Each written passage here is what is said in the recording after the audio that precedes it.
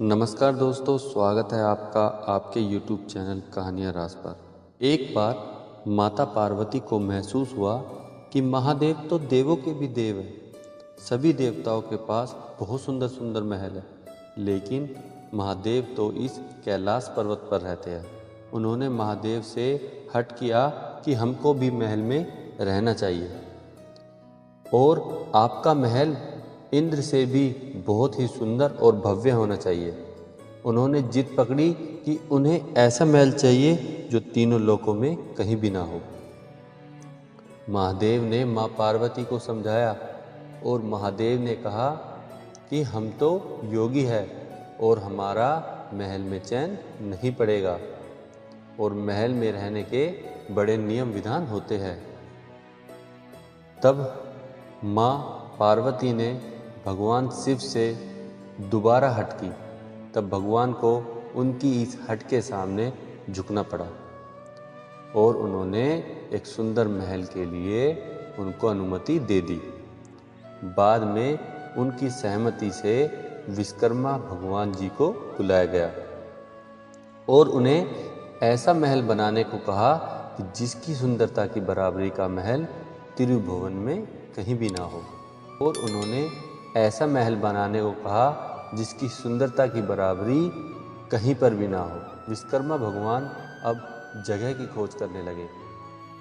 उन्हें एक ऐसी जगह दिखी जहाँ से चारों तरफ से बड़ा सुंदर नज़ारा दिखाई दे रहा था और उस पहाड़ पर तरह तरह के फूल और वनस्पति थे। यह जगह थी लंका। विश्वकर्मा जी ने माता पार्वती को उस जगह के बारे में बताया तो माता बहुत प्रसन्न हुई और एक विशाल नगर के लिए ही निर्माण का आदेश दे दिया।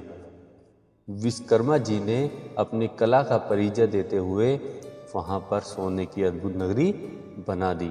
जब नगरी का काम पूर्ण हो गया तब माता ने उस घर में गृह प्रवेश के लिए मुहूर्त निकलवाया और इसके लिए विश्वकर्मा को नियुक्त किया गया।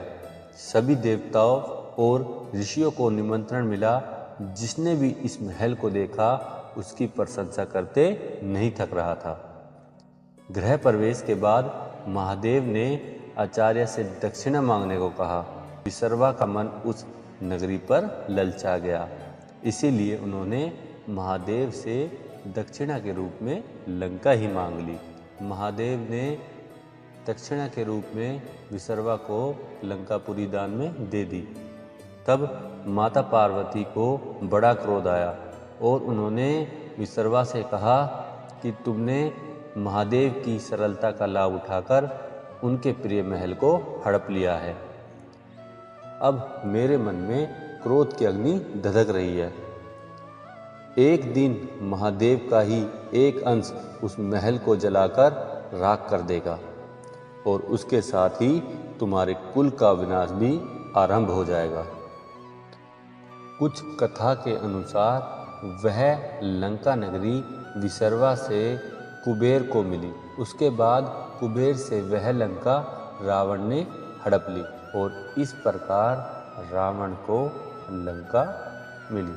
तो दोस्तों, ये कहानी थी। अगर आपको अच्छी लगी हो तो please like and subscribe. Thank you.